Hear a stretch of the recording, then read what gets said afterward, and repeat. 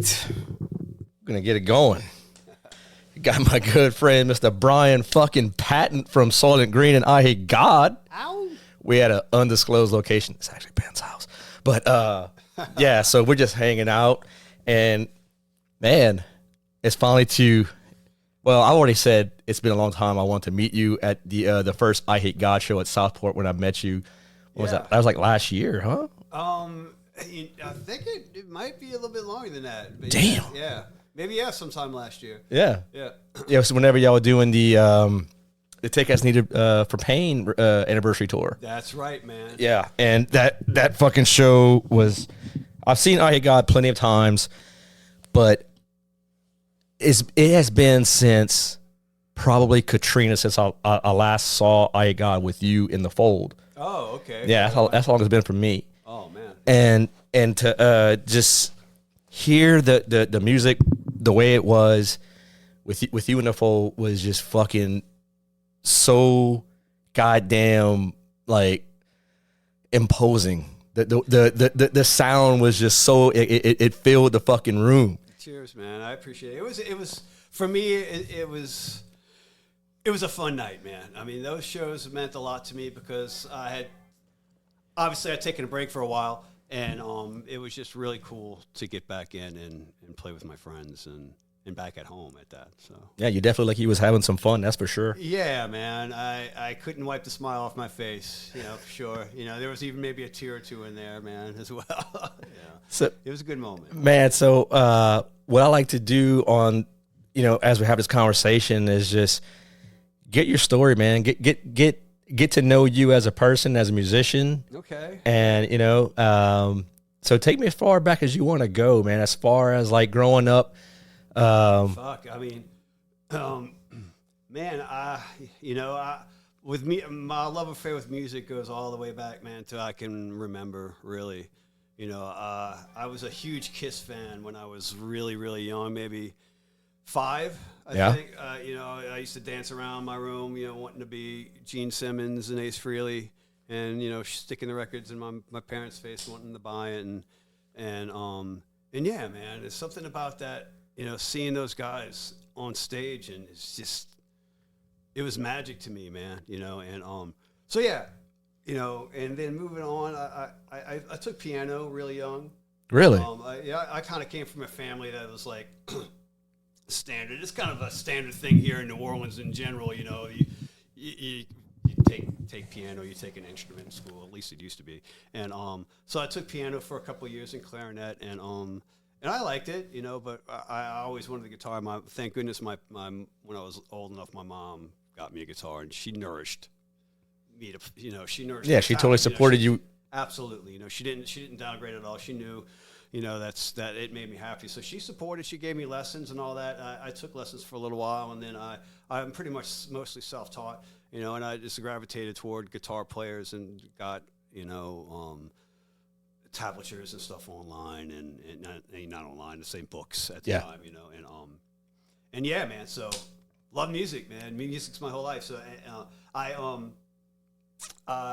got into Led Zeppelin and Jimi Hendrix and all that kind of moves me. A lot of the 70s rock, and I was really big into 80s new wave for a long time. And then I met a cat and kind of around my neighborhood. I used to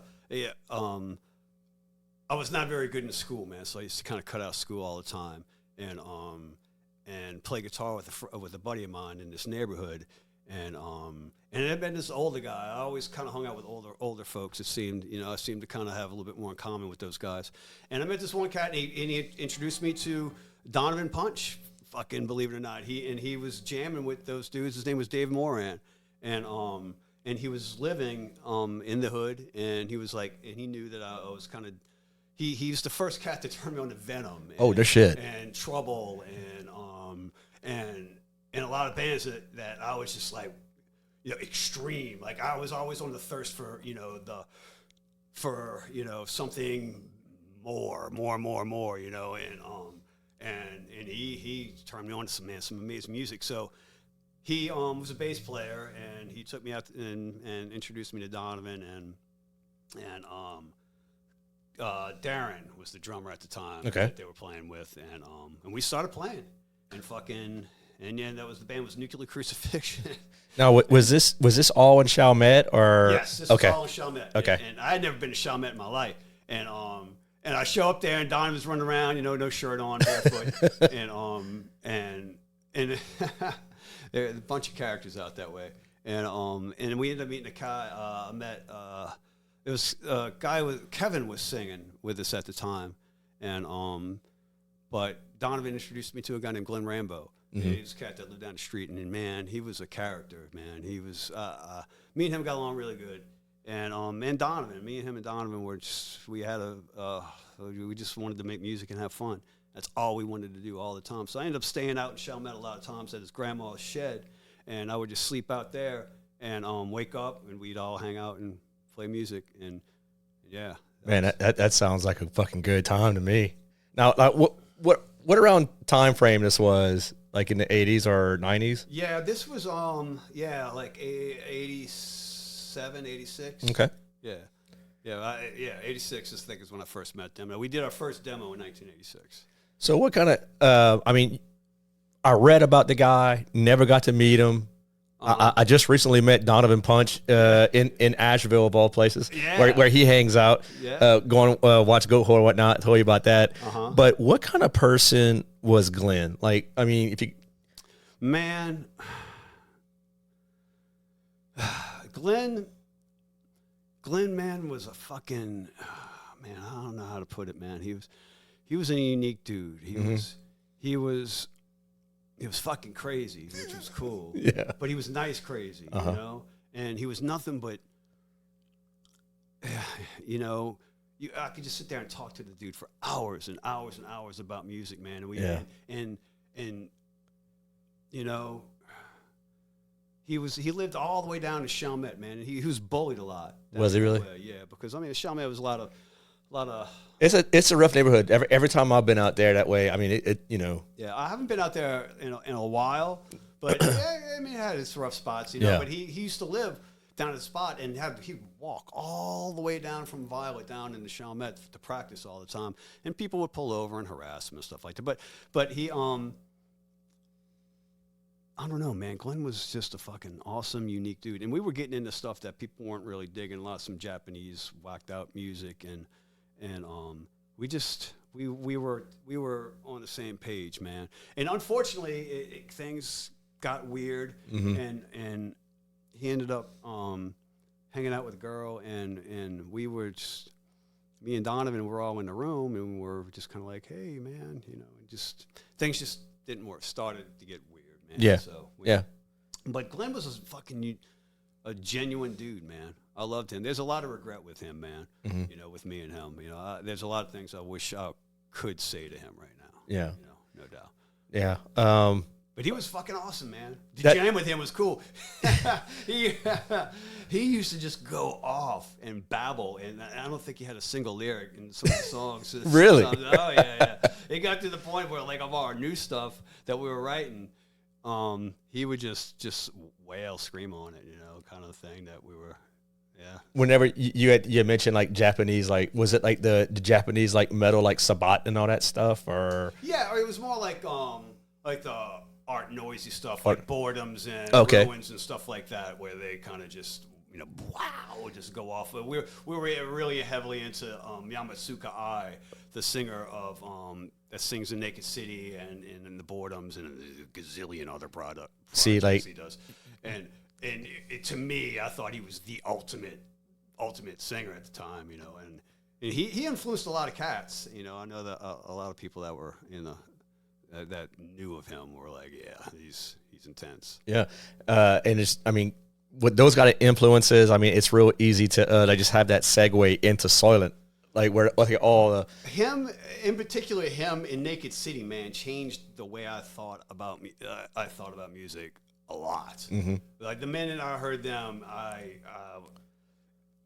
realized that, I didn't realize, I mean, I kind of understood before, but it was proof right there that you could do basically anything in music and there were no rules, and in metal at that, where a lot of times, it's kind of stern, like everybody. Yeah.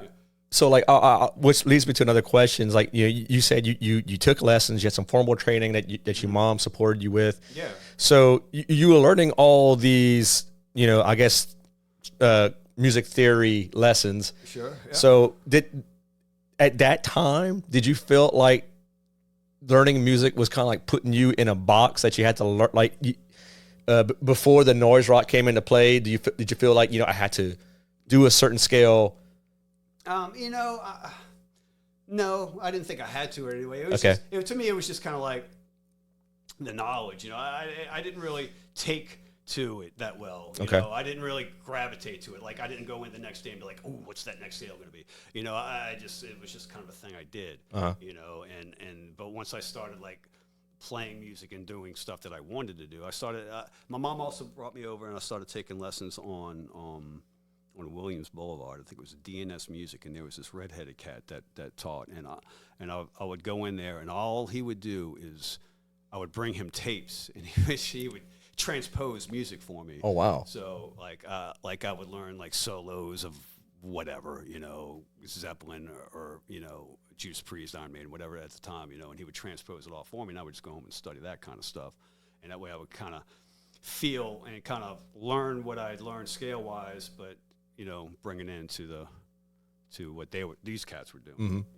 Was learning other people's material like very crucial for your type of style, for like how whatever you bring into your bands? I mean, at the time it was just fun, Mm-hmm. I was just like, hey man, I learned fucking Wrathchild from Iron Maiden. Shit, check yeah. it out, Yeah. But when it came to writing, I took bits from everything.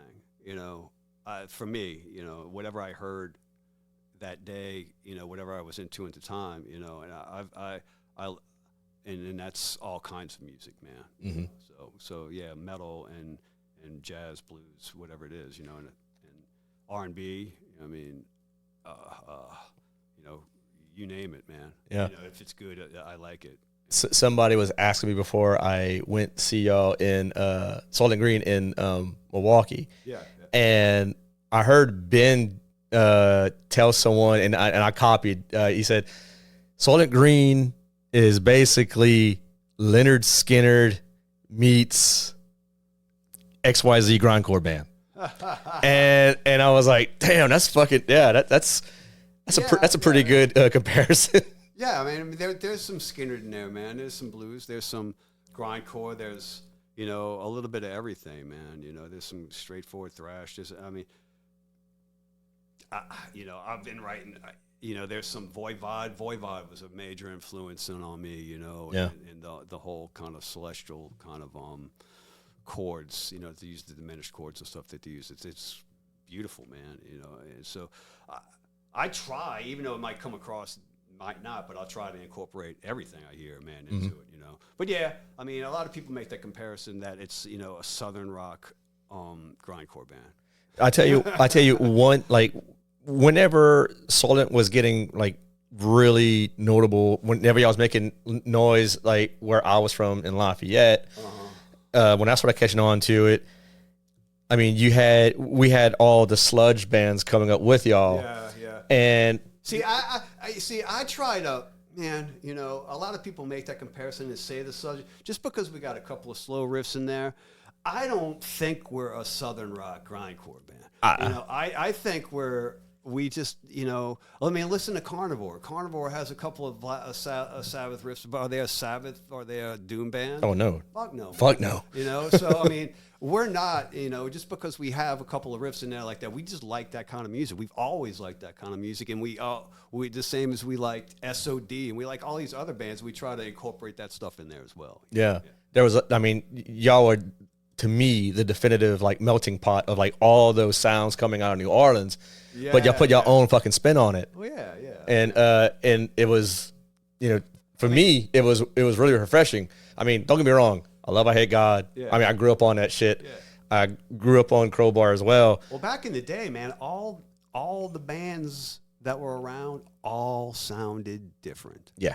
Everybody had their own sound, man. Everybody was doing their own thing, So all the bands that are still around from back then still sound different. Yeah. Because we were, so yeah. Yeah. And coincidentally, you and two of the most popular bands in this in this city, dude. That's how it worked out, man. Nobody ever thought it would ever, when we started playing just because we like playing music, not for, and playing in front of people was fun as hell. But I think I can honestly say for me and most of us, the last thing we ever thought is that we would play music in front of more than maybe 100 or a couple of hundred people at a time. Yeah. Now that's grown more than that. It's awesome, man. Yeah, just from what I'll be able to witness with these Soilent reunion shows, over the since spring. Man, I mean, the one and all the other ones, honestly, to me, they're fun. The Maryland Death Fest in Milwaukee was great. We're doing the one in California coming up too. Yeah, but the one tomorrow, man, is the one for me. The one at home. We haven't played here in 15 years, I think. Oh wow, something like that. Yeah, and man, we're seeing. I'm looking online. I kind of left Facebook and the whole social media thing behind a while back, and I just kind of got back on it. Yeah, and just to see the excitement and stuff, man, that's brewing on this show. Yeah, is cool, man. And I got reconnected with a lot of people that I haven't been in touch with in a very long time, in years, and I'm going to see them tomorrow, and they're all coming out. It's like a big family fucking reunion, and it's beautiful. Yeah, it really is. I'm like, I'm geeked out, like, as a fan, but like even equally, like, or more so excited for y'all because I got to know y'all as friends and shit. Right on, so it's like it's I got goosebumps right now, man. Like I always tell my wife this. I'm like, man, if you would have told the 13, 14-year-old Mo that he would be sitting here across from Brian and Ben and whoever, like no, that's not gonna happen. But here we are, and it's shit. But anyway, enough about me. Man, honestly, dude, I never thought 13, 14 fucking years from whatever that anybody would give a shit about. I wrote Soilent Green off, man. I never thought we'd play again. Right. But we're here, so it's awesome. It's fucking awesome, man. And so, okay, so we left off at part of your story where you were jamming with the guys, Donovan and Glenn, with Nuclear Crucifixion. Yeah. So, y'all, you started Soilent. Like, what was it? How did it go from Nuclear to Soilent? Well, the guy, Dave, the guy, Cat Dave, man, and him and Darren, the drummer. It's just. People fucking suck sometimes, man. Yeah. And it turns into like, hey, we can't just sit around and have fun and play music. It turned Dave and Darren weren't happy with Glenn, basically. Okay. They didn't really like what he was doing in the band, and they thought that they could, they wanted to do something else, So they approached me and about wanting to, take off, it's like, hey, do you want to take off? We have some other plans, and I was like, no, man, I want to stick around with Donovan and Glenn. So we ended up hooking up with Tommy and Marcel. Tommy was a friend of Donovan's, and Marcel was a friend of mine. I'm trying to remember Dick back, he was like a friend of the family of mine, the Rizzutos, and I know he knew those guys. However it happened, we all hooked up, man. Okay. And Tommy lived in Chalmette right next to Donovan, and and once we jammed together, dude, it was cool. So Tommy is a fucking amazing drummer, man. Yeah, he is. And Marcel is an amazing bass player as well, man. So we finally, me and Donovan were able to kind of stretch our fingers a little bit, man, and feel things out and kind of start doing ideas that we really wanted to do.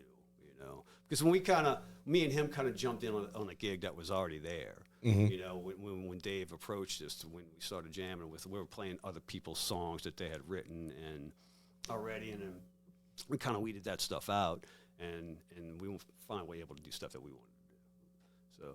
So yeah, man, it was it was a magical time, man. Listening to we were finally able to get fast. We're finally able to do things we wanted to do. Yeah, explore that fretboard and integrate, I guess, with Tommy's playing, fucking more tempo changes and whatnot, I'm sure. Yeah, that stuff. Yeah, it was more. I mean, it took a little while, a couple of years, and then we started to experiment even more. Once we started to, hear blast beats and stuff, when we wanted to start incorporating that kind of stuff into it, and then at one point we were just like, fuck it, we're gonna do everything we can, and we're gonna just try to cram as much shit into each song as possible, and because we were, I don't know if we're like, we're mental or whatever, but we got bored playing what we were playing, so we thought it would be neat that if we just kind of played a song or played a riff once or twice and kind of moved on and, and create this kind of roller coaster ride for the audience. Yeah, for us too. So yeah, so I guess what was like the extreme metal band, I guess, that you remember listening to personally, where that you had a bunch of blast beats and you was like, dude, that's the shit. We gotta put that in there. Oh, Napalm Death, man, was the blast beat king for us. Okay. I mean, we heard Scum, we were like, yeah. Yeah, Scum and then Godflesh. Scum and Godflesh were two things, man, two extremes. We wanted the slow and then the Napalm Death. We used to listen to it so much, man, we thought we heard shit underneath it even, man. That's not a lot. But yeah, man, Napalm Death was the one. And then we started listening to all the other Eric stuff that was kind of starting to flow out. And Extreme Noise Terror was another one that we liked. And then we started hearing like all the other undergrounds like Siege and SOB from Japan. And yeah, man. So all those were the ones that made us go.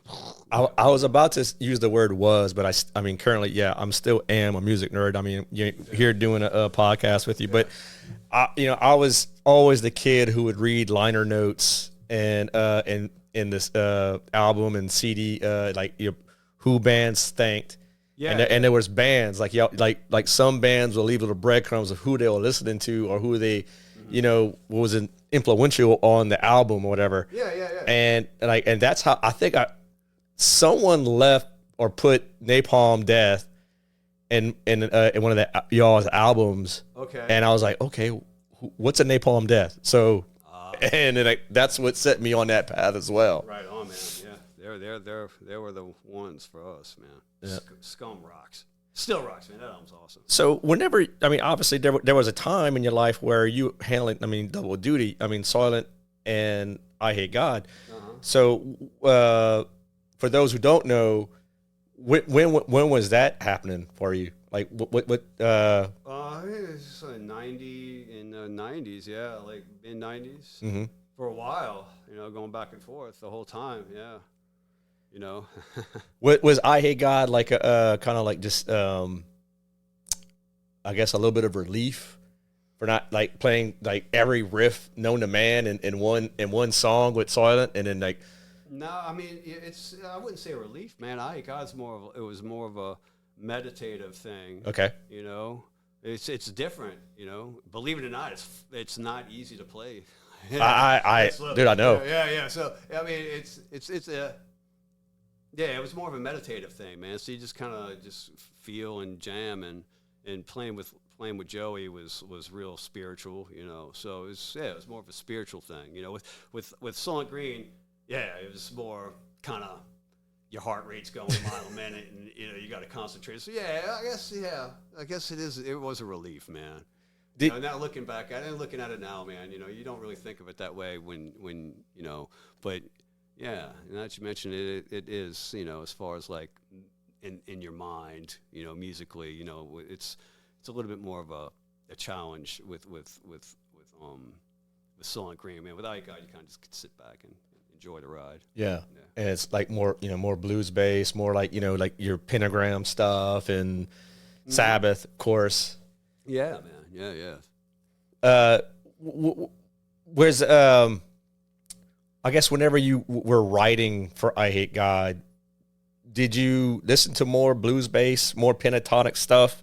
No, I mean, I just sat down and wrote riffs for him, I kind of, you know, when I'm writing, I would sit and write for the band, you know. Yeah. Usually, you know, like especially with Soilent Green, I would have to sit there and it would be before practice. Usually, I sit there, come up with riffs, and then introduce them to everybody when they come. With EYEHATEGOD, kind of the same way, but you know, yeah, I would generally sit down with a mindset that I'm going to write a song for that band, you know, or that for a riff. So What I say, I know a lot of musicians cannot pick, you know, just like a handful of songs. You know, it's like all your babies that you write. yeah. But if there's like one song that you like really proud of, that like maybe it took you a while to get the riffs down, get the timing down. Yeah. What's something that just really sticks out and you're like, shit, I listen to you, it plays back and you're like, man, I fucking wrote that shit. Man, I don't know, man. I like Build Fear a lot. Yes. A good one. Yeah. That's my favorite, dude. Yeah, I like that one. I mean, with Soilent, man, there's riffs. Like there's certain riffs that I just really, really enjoy playing. You know, there's yeah, you know, there's certain riffs that I'm just like I dig. And with EYEHATEGOD, I don't know, $30 Bag. I love playing that one, man. That's a really good one too, man. That's one I wrote that I enjoy playing. So, you know, I don't know, man. It's hard to say, dude. I like them all for their own reasons, man. You know. I'm just glad I was able to pull 2 examples out of you. Yeah. Because most guys play the political answer like, oh, they're all awesome, they're all special. They are, man. They are in their own way, of course. But with man, yeah. To me, it's a riff. You know, it's not a song. Yeah. You know, there's a riff it's just fun to play. You know, and both with EYEHATEGOD and Soilent Green, man. You know, there's certain riffs that are just cool. Yeah, EYEHATEGOD has a bunch of fun fucking riffs. Like They do. Just yeah. So fun as hell. just man. fun as hell, man. You can just jam on that shit forever, or just like let something just kind of like hang and drone out to it or something. Yeah. Man. And but so Jimmy plays with 4 strings, and did you ever experiment like that with the guitar? And No. No? I always had 6 strings. I just had to ask that question. I was just I had a 7-string guitar one time, and I never did use the 7 strings, so I just used the two of the same string on it. But that's no, I never did. Man. Is it easier to make a power chord with a 7-string guitar than a 6? You know, I don't know. Oh, you know, because I heard that's a rumor. Like, a guy plays with 7 strings is he just one finger it whatever. Oh, right on. Yeah. Man, you know, I have if I can't do it with 6 strings, I just won't. I won't do it. I'm with you. Yeah. I don't need 7, 8, or any of that shit. Yeah. 6 is fine. They're big right now, though, man. They have like those big 8. Oh yeah. Guitars, man. Yeah. Arpeggio people. Yeah, that, and I mean, people like Stephen Carpenter from like Deftones made that popular. With, okay. like and Yeah. And I guess any gent band that's out there, just they use all that shit. Hey, man, more power to you, man. Yeah. Yep. Whatever makes them happy. So I didn't get to ask you, but like as far as like lyrical writing, is that like whenever Ben came in the fold? Yeah. Did y'all have Ben already picked out? Y'all knew like he was going to be the guy to replace Glenn? I mean, I've been knowing Ben forever, man. Okay. And I really loved his voice. So, yeah, I mean, I had an idea before, that we were probably going to go for Ben, Yeah. And like, did you ever get involved with the lyrics, or it was just like all him? Yeah. I'm terrible with words. Riff's the thing. Even as they come out of my mouth, I'm terrible with it. I'm socially awkward. Words and me don't get along, man. That's why. Oh, dude. That's why I try to. I speak with plain music, man. Yeah. That's why you're the best at it. Yeah. It's better than talking. Yeah. So what type of bands that present day are you still jamming much of the old stuff as far as like influences, or are you turn on to new bands? I still love all that stuff, man. Dude, now, man, I don't know, man. I listen. I got into. I'll pick like an old classic rock band, and I'll like the Faces. I got into them recently, man, and Rod Stewart and Jeff Beck, and and and then I'll go through their whole discography. So much fucking talent in that band. I'll zero in on one artist and I'll just study him up. And I went through that with Zappa for a long time, and then right now, man, with the 3 kids, it's rare I get to fucking listen to anything. Honestly, it's my one kid loves Skrillex. Wow. My youngest Rocky, he's really into like harsh electronics. That's awesome, man. It's actually really cool to say that. I'll if I put on Masana, he loves it. Like loves it. It's really neat. But yeah. So I forgot what I was even talking about.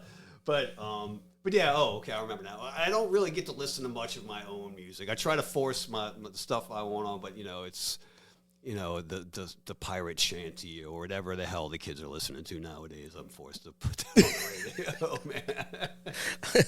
You gotta do what the kids want, man. Yeah, bro. Yeah, but I mean, if I had a choice, man, I mean, all the old Daptone Records, man. I was in the Budos band and that stuff. That's really heavy, man. I love that stuff. That's new stuff that's coming out, and like Lee Fields and it's kind of like old '70s, like Superbad, Curtis Mayfield kind of. Oh yeah. Band, but now and they got some of the old schoolers back, even though they're kind of dying off one by one. It seems like Sharon Jones and Charles Bradley. They're like fucking amazing, soul artists that they brought out of the trenches, man, and gave them a hell of a career. And then they passed away recently, but anyway, they're really good. But so stuff like that, and but I still listen to the old school, stuff I always grew up on. As far as the heavy stuff goes. Yeah. And jazz, I'm a big jazz nerd. And really? What type of jazz you listening to?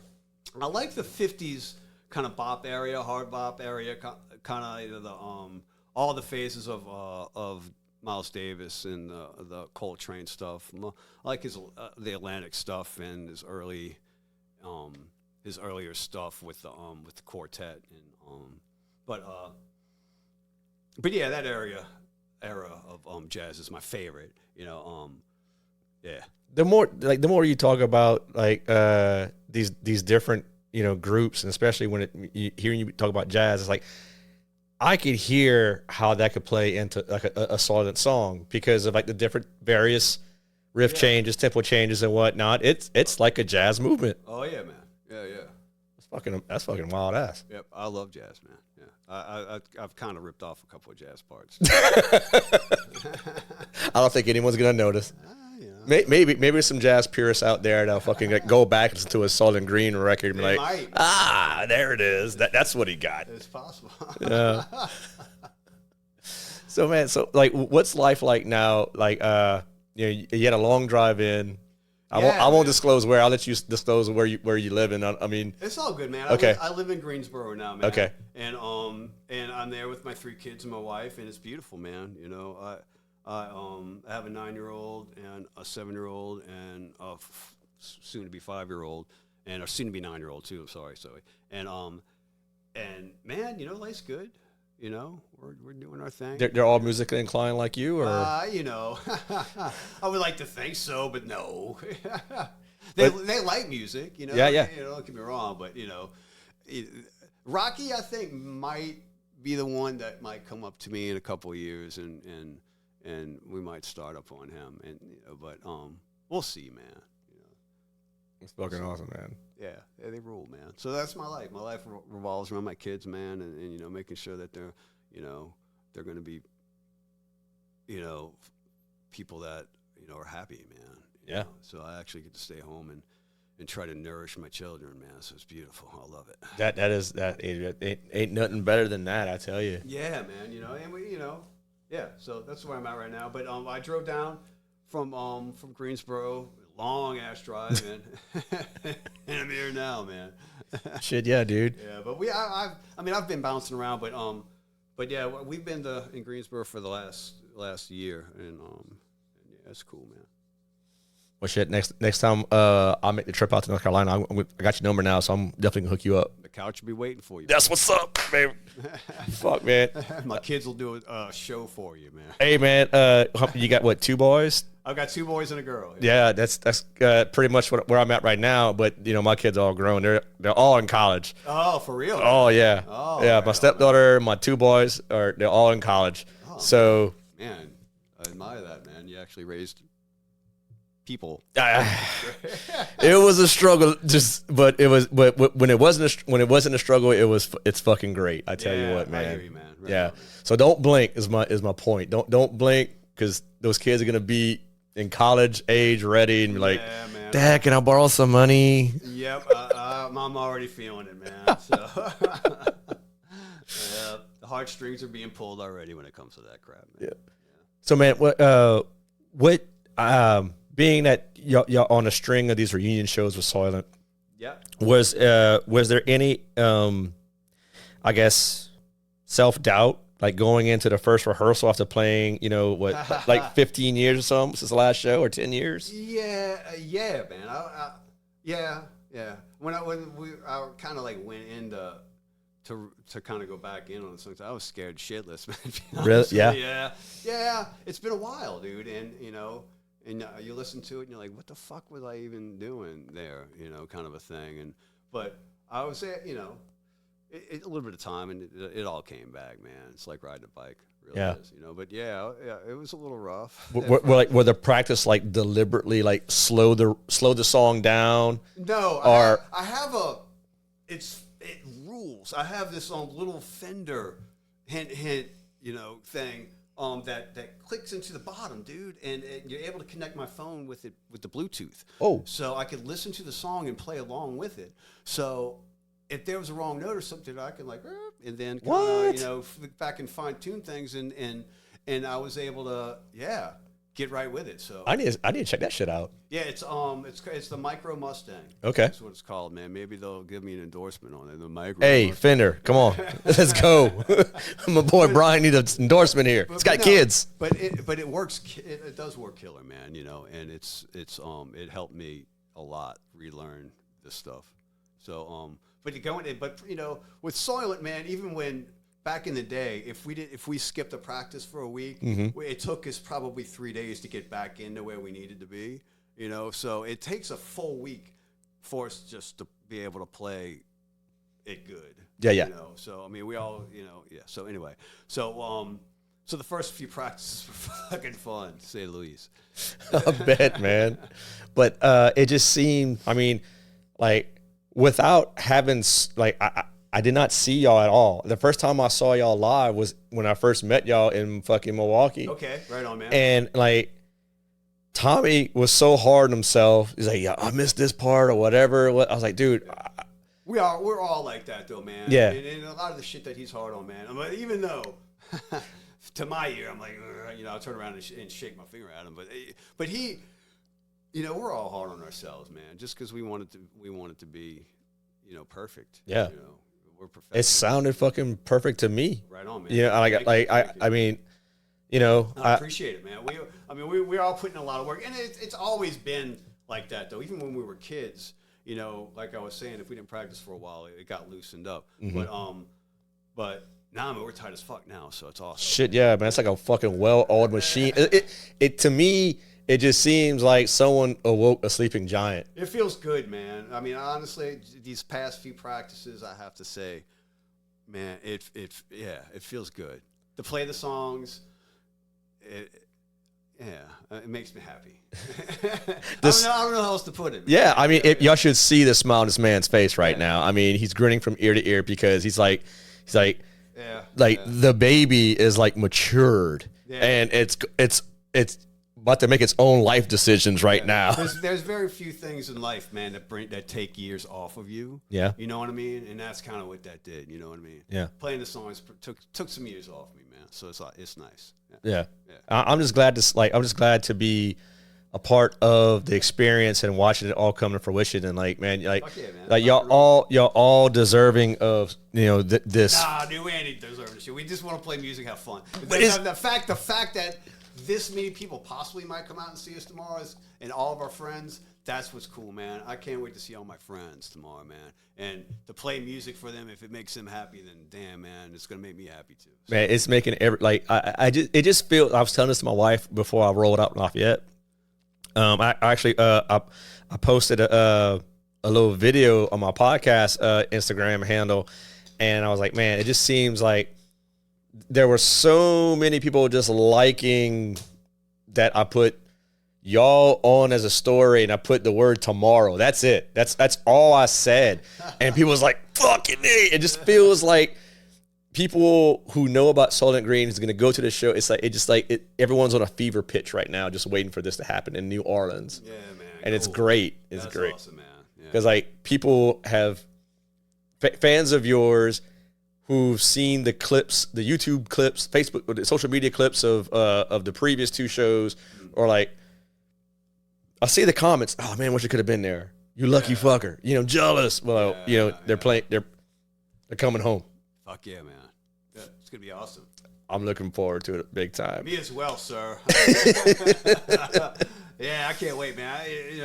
When I found out we finally got it lined up, it's one of those things I think about it every day, man. So it's gonna be a little bit of a bum out when it's all over. I get that ride home and it's like, whew, but it's gonna be cool. That it happens. How much you know of you supporting acts? Honestly, I met him in the cast. I listened to some of the sounding and the stuff that I put on that I listen to. It's from those bands. It's just stuff that I pulled up online. Yeah. So I've never seen them live. I met them. They're fucking awesome guys. A couple that I met, and the sounding. I listened to a couple of clips of their new record, man. I dig it, man. And the other Heraclean. Yeah, Heraclean. I've never heard of, man. Actually, you know what? I have. Actually, I did pull up. Yeah, okay. I remember that I did. But it was just like a little blip of a song here and there, man, just to kind of check them out. And it's good, man. They're young. Very young. And then Ben told me they play. Dude, they're insane. Yeah, so I'm excited to watch them, man. They're fucking like old school death thrash by the book. That's great, man. And they do everything. I mean, just amazing. They're like whenever I saw them play for the first time a few years back, I think it was their second show, and they opened up a goat whore at the Twist, right on. And I was like, dude, that's man, yeah. If Speed had to get home because he had fucking algebra class the next morning. That's great, man.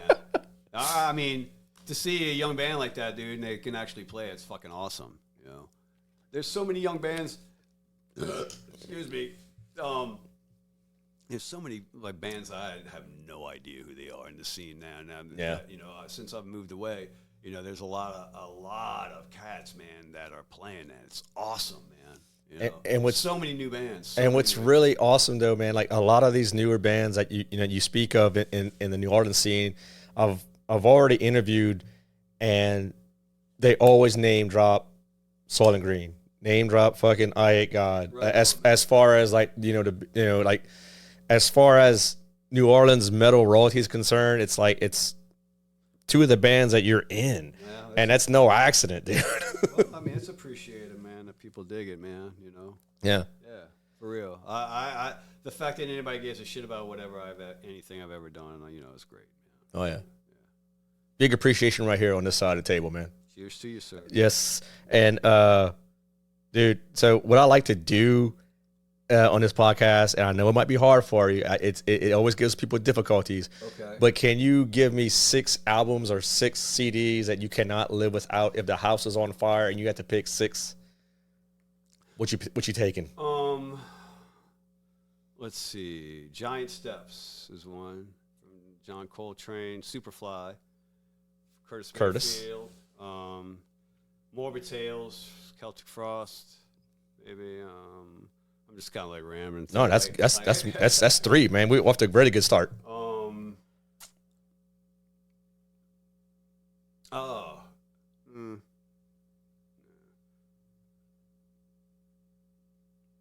Maybe I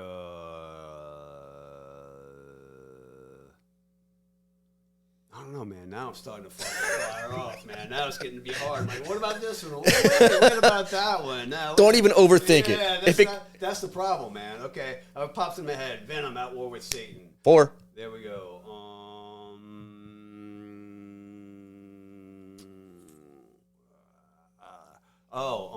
Charlie Parker with strings. Oh yeah. Led Zeppelin 3. There you go. Okay, did I do it? That's it. All right, cool. That's fucking 6 right there. All right, cool. Hell yeah, man. Shit. Let me get the note. Ooh. 6 fucking albums right there for fucking Brian, man. Oh, okay. Shit. Awesome. All right. Man, Awesome. there was a few more things I want to cover with you, but they escape my mind right now because I'm just kind of like the amount of excitement I have for tomorrow night is just like hey, man. is just killing whatever type of Well, let me put it to you like this, my friend. We can always do a part 2. Yes, what I'm talking about. Always do a part 2. We can do an after show one. So. Dude, that sounds even better. Here we go. Eric, hey, it's gonna be here all weekend. All right, my man. All right. Well, they hear it. This part 1 will conclude at the end of tomorrow's show. For now, it's Mr. Brian Patton. To be continued. Thank you, Brian. So, as promised, I got part 2 of me and Mr. Brian Patton's conversation. Hey. And joining me live right now, well, this will be recorded and released, but my man is in the confines of his home in Greensboro, North Carolina. How you doing today, Brian? I'm doing good, man. Just sitting here walking around in my little makeshift kitchen. I got a bunch of work going on in the house, so we kind of got everything relocated. But yeah, just here chilling, man. Waiting for the kids to get off. Yeah, the kids are all tucked away at camp or something. Yeah, man, they're at summer camp right now, so my little taste of freedom. That's what's up. So like we spoke. I want to say it was the day before the show that's right at Southport, and we got to know you more and got to know your history and background and things of that nature. Yes, sir. Talked about your time in Outlaw Order, EYEHATEGOD, Soilent Green, of course. So, I mean, leading up to the show, yes, sir. What was going through your mind, man? Excitement, man, and I was a little, scared at the same time. I mean, it was kind of a big moment for me. It seemed like, it seemed like a kind of a bunch of old school kind of reunion thing for all the old folks that used to be in the scene years ago. And it was, I was excited to see all those people, man, again. And it was really cool, cause I saw a lot of cats that I hadn't seen in a very, very long time, so I was excited. I was a little scared because I hadn't played these songs, especially hometown in a long time, and there's a little bit of that in there as well, man. So, it was mixed emotions, but man, it was all good. I'll tell you that. I could not wait to get there. And the minute I found out about this show, I'll have to say that out of all the shows that I've been doing, the festivals and stuff and the ones that might be coming up, hopefully in the future, this one meant a whole lot to me, so yeah. So I was excited, man. It was all there. Whenever you hit the stage and like saw the crowd, like did I'm sure the excitement was like through the roof for you, huh? Yes. Yeah, and I mean I know y'all added some songs to the set list, and was there any one that really stuck out that made you go, man, I may have a little tough time playing this one? They all had little bits like that. Listening back to them, some of the ones like Later Days and Falling, we haven't played in a very, very long time. Scott Crochet never even played Falling from the 65 story building before, so it was his first time playing it. Yeah. So it's been quite a bit. So revisiting those songs, it was a little bit of a challenge. You kind of listen in, it becomes, the more that space is there, those parts become a little bit more alien to you as time goes on because you move on, you write new stuff, and it just becomes, it gets put on that back burner. But they came back. So, but that, as far as the song structures go, there are parts, some parts that are a little bit more challenging than others, and so some that came back right away, and there was some that I had to study quite a bit. you know, and some songs have a little bit more of those than others. All This Good Intention has quite a bit of fingery parts, you know, and it was kind of a little bit more listening to that song. And there's a lot of parts in general, and a lot of those parts are older parts as well. But yeah, so that's a small example. But yeah, for me, it's a little bit more you know, the riffs. You know, there's certain riffs that are a little bit more harder than others. And some, yeah, I was kind of like, oh no. and then that's you like relearning the songs as a individual. Is it, once you get the song structures in play in practice with a drummer like Tommy Buckley, is it easier as you know for everyone to get on board, or does it like, I know everyone has their own methods of learning, but yeah, once you relearn the part, then the second half of it comes in where we all get together and we all kind of got to get on the same page. Yeah. You know, so that's another whole beast altogether. It usually takes us, you know, a good week of practicing every night to get where we need to go, you know, to where we're ready for a gig, you know. And that's kind of starting cold. You know, it takes a little bit to kind of get everything kind of back in, and a few days to get everybody back in, you know, get those gears oily again, I guess. But yeah. So, I mean, it's, you know, it's definitely a little bit of a process, but, you know, it's like, we're kind of like an old robot that if you don't maintain the maintenance on it, man, it takes a little bit extra to kind of get going again. But once we're going, we're fine as wine. So I totally get it. You know, I mean, I got to say, once this last week in particular, and this is like all the other weeks that we did some prep for the other festivals. This week in particular, leading up to the show in New Orleans, I felt that we were right where we used to be when we were young, and honestly, even better. I think, you know, me and Scott are playing together. I think even better than ever, honestly. It looked like one fucking well-oiled machine that just never skipped a beat after all these years. I mean, like, it's well, I heard Ben say that it had been 15 years since y'all played New Orleans. Yeah, I think so. Yeah, I think the old Shim Sham and One Eye Jackson, I think was the last time that we played.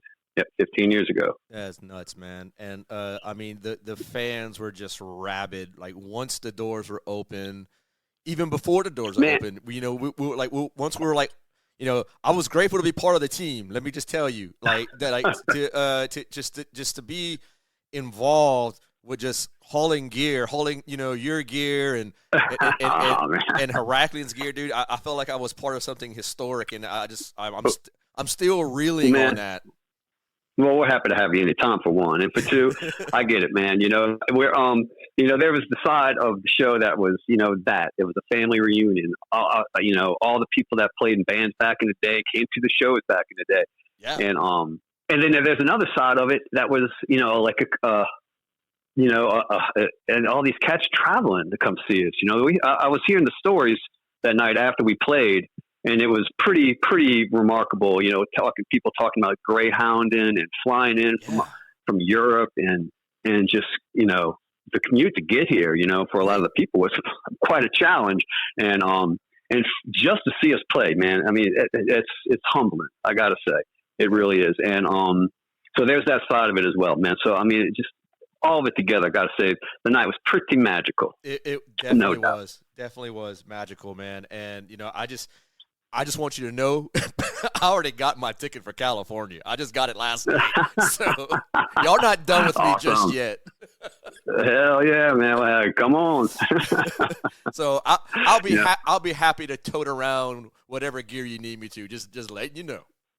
Yeah, and we're talking, and you know, and you're more than welcome anytime, my friend.